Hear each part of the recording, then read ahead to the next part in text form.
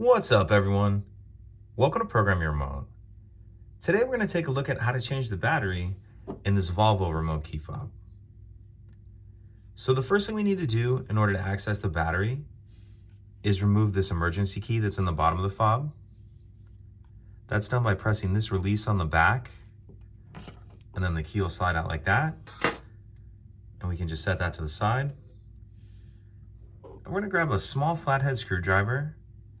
And what we want to do is we're in the slot that key just came out of, we're going to stick our screwdriver in there just a little bit and then pry up like that.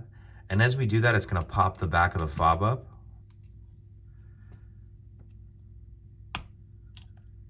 So you just want to get it started like that.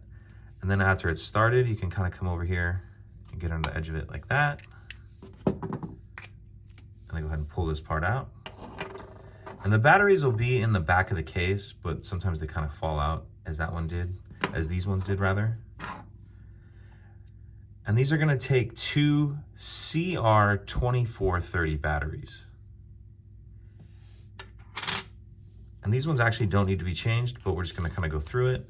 So you see this little plastic piece right there. What we want to do is take our first battery and we're going to install it with the plus side up.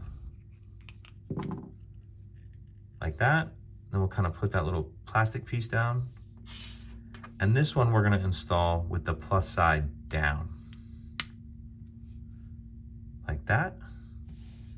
So you have your batteries in there. We can take the top and go ahead and put it back on. Snap it together. Put our emergency key back in. And that's it.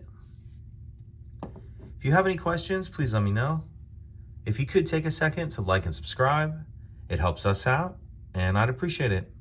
Thank you.